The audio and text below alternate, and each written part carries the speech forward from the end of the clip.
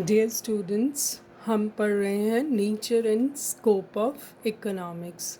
हमने बहुत से सब टॉपिक्स में इस टॉपिक को डिवाइड किया है। कल हमने पढ़ा था इज़ इकोनॉमिक्स और साइंस। हमने आर्ग्यूमेंट्स पढ़े थे फेवर में, अगेंस्ट में। Then we studied true nature of economics. और आज हम उसी का एक और सब टॉपिक लेते हैं कि इकोनॉमिक्स इज़ अ पॉजिटिव और normative science.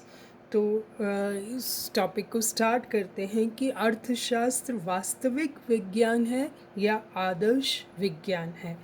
A positive science only explains what is, a normative science tells us what ought to be, right or wrong of a thing. वास्तविक विज्ञान जो होता है वो वस्तु स्थिति का अध्ययन कर तथ्यों का वास्तविक रूप में प्रस्तुत करता है, कारण और परिणाम के बीच संबंध भी बनाता है, परंतु परिणाम अच्छा या बुरा, क्या परिणाम होना चाहिए, यह बतलाना इसके विषय क्षेत्र से बाहर होता है। जबकि आदर्श विज्ञान क्या कहता है, ये कारण और परिणाम में उचित अनुचित अच्छे बुरे का भेद तो बताता ही है, अध्ययन के बाद उसके संबंध में हम कोई निर्णय पर भी पहुंच सकते हैं। दोषों को दूर करना और उसका उपाय सुझाना भी आदर्श विज्ञान के अंदर ही आता है। आदर्शात्मक पहलू की अवहेलना नहीं की जा सकती क्योंकि ये समाज के उत्थान में सहायक है। तो हमने दोनों वास्तविक और आदर्शात्मक पहलुओं को देखा। हम इसके कुछ पॉइंट्स देखते हैं कि positive science what was, what is and what ought would be under given conditions. We can verify these facts. Positive science जो है वो ठोस वैज्ञानिक तथ्यों पर बेस्ड होती है। We can empirically verified to ascertain whether these are right or wrong. जबकि in case of normative science we cannot empirically verify them because इन तथ्यों की हम जांच नहीं कर सकते because they are based on opinions. वो ओपिनियंस होती हैं लोगों की, जबकि पॉजिटिव साइंस जो है ये खोज से प्राप्त तथ्यों को यथावत प्रस्तुत करता है। तो दोनों में आप फ़र्क देखिए। जबकि positive science is not suggestive, ये कोई भी उपाय या निदान नहीं बताता है। It is not suggestive in nature. जबकि normative science it is suggestive in nature. यह निवारण भी करता है, दोष भी बताता है तो उसका निवारण भी करता है और मार्गदर्शन का काम भी करता है। तो पॉजिटिव, जैसे कि एक एग्जाम्पल लें हम, पॉजिटिव साइंस में prices are rising in India. जबकि अगर हम इसी को नॉर्मेटिव साइंस के अंदर इस स्टेटमेंट को बनाए तो विल से कि inflationary trend should be checked by the government. तो दोनों का फ़र्क आप देखें। These are the very basics of economics. तो आपके व्यूज़ जो हैं अभी ही, आपके कॉन्सेप्ट्स जो हैं बिल्कुल क्लियर होने चाहिए। इसीलिए मैंने कुछ इकोनॉमिस्ट के व्यूज़ भी लिए हैं about it should be a positive science और it is a normative science को लेकर। क्लासिकल व्यू क्या कहता है, जो प्रतिष्ठावादी अर्थशास्त्री हैं उनका क्या व्यू है। जैसे कि सीनियर ने कहा कि the economist could not add even one word of advice. प्रतिष्ठावादी अर्थशास्त्री अर्थशास्त्र को एक वास्तविक विज्ञान ही मानते थे। इवन रॉबिन्स ने कहा कि economics is neutral between ends. Senior के अनुसार राजनीतिक अर्थशास्त्री का कार्य किसी काम को करने या ना करने का उपदेश देना नहीं है, वरन केवल सामान्य तथ्यों की विवेचना ही करना है। जेबी से भी कहते हैं कि इतना ही यथेष्ट है कि अर्थशास्त्र वस्तु स्थिति को प्रस्तुत करे, उसके संबंध में परामर्श देना इसका कार्य नहीं है। जैसा कि रॉबिन्स ने भी कहा है कि अर्थशास्त्र उद्देश्य के प्रति तटस्थ है। Economics is neutral between ends. The function of the economist is to explain and not to advocate or condemn। तो ये सारे व्यूज़ हम देखें, उसी में देखें तो हॉथवे क्या कहते हैं कि economics can not be completely dissociated from ethics, जबकि उनका कहना है कि अर्थशास्त्र को नीति शास्त्र से पूर्णतः पृथक नहीं किया जा सकता। It can not be completely dissociated from ethics. Wolf ने तो बहुत ही एक अच्छा उदाहरण दिया है कि यदि अर्थशास्त्र में से उसके आदर्शवादी पहलू को निकाल दिया जाए तो उसका मतलब उसी प्रकार समाप्त हो जाएगा जैसे शेक्सपियर के हैमलेट को निकाल देने पर। It is Hamlet with Hamlet left out. तो आपने देखा कि कुछ अर्थशास्त्रियों में भी मतभेद हैं। कुछ इसे नॉर्मेटिव साइंस मानते हैं और कुछ इसे पॉजिटिव साइंस मानकर काम करते हैं। जैसे कि फ्रेजर ने भी कहा कि अर्थशास्त्री जो केवल अर्थशास्त्री ही है, एक सुंदर किंतु बेबस मछली के समान है। An economist who is only an economist is a poor pretty fish। तो आप इन सभी से अंदाज़ा लगा सकते हैं कि पॉजिटिव साइंस की फेवर में कौन से आर्ग्यूमेंट्स हैं और नॉर्मेटिव साइंस के। No doubt positive science is based on facts, ये सच है कि ये तर्कों पर आधारित है, जबकि नॉर्मेटिव साइंस मनोवैज्ञानिक भावनाओं पर आधारित है।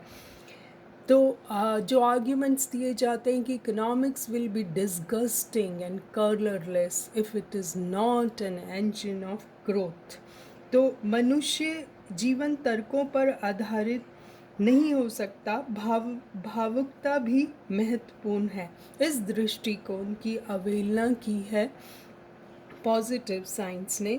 अगर हम ये जो भावुकता वाला एलिमेंट है इसको निकाल दें तो इकोनॉमिक्स बहुत ही फीकी हो जाएगी, अरुचिकर हो जाएगी, कलरलेस हो जाएगी। तो बेसिकली हम इकोनॉमिक्स की स्टडी इसीलिए करते हैं because it is an engine of growth.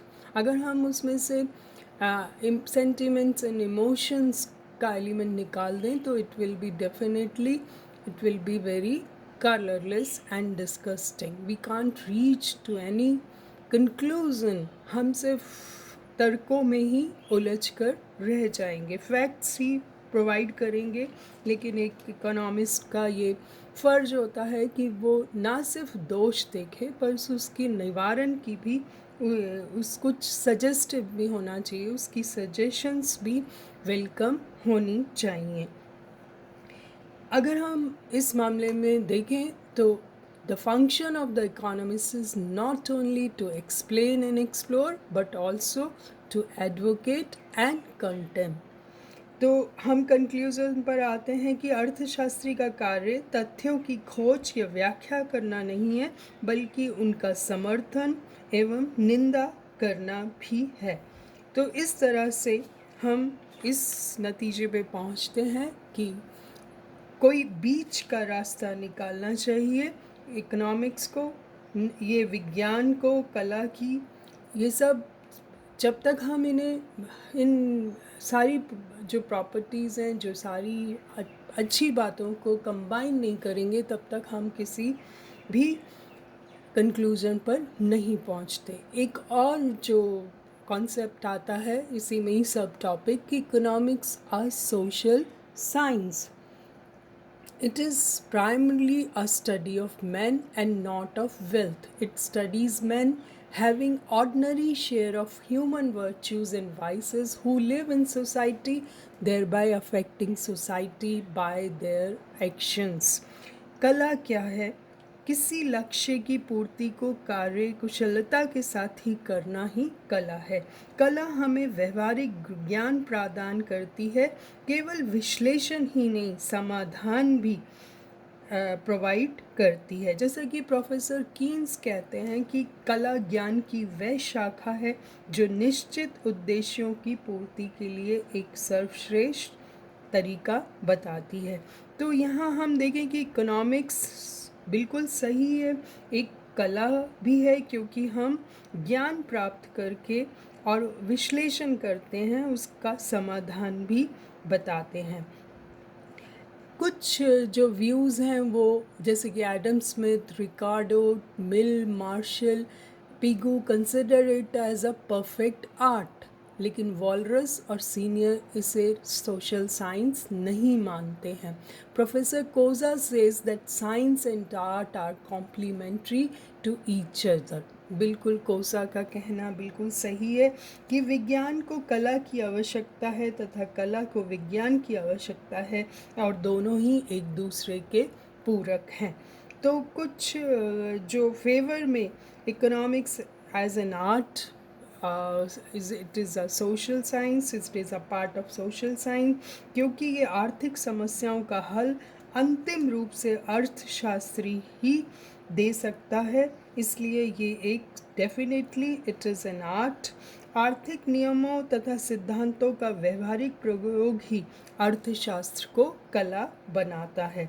वर्तमान में जितनी भी नियोजन प्रणालियाँ हम देखते हैं कि पूरी अर्थव्यवस्थाएं जो हैं वो नियोजन पर चल रही हैं, तो उसका आधार क्या है?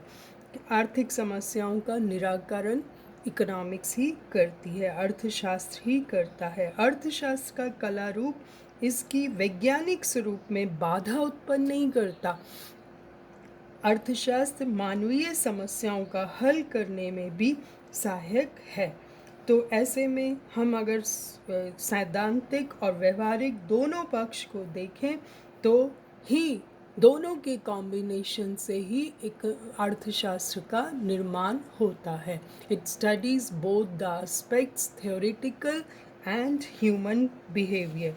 दोनों को ही पढ़कर हम इकोनॉमिक्स के निर्णय ले सकते हैं और सिद्धांत ऐसे सुनिश्चित निष्कर्ष पर पहुंच सकते हैं जो कि नीति निर्माण के लिए बहुत ही ज़रूरी है।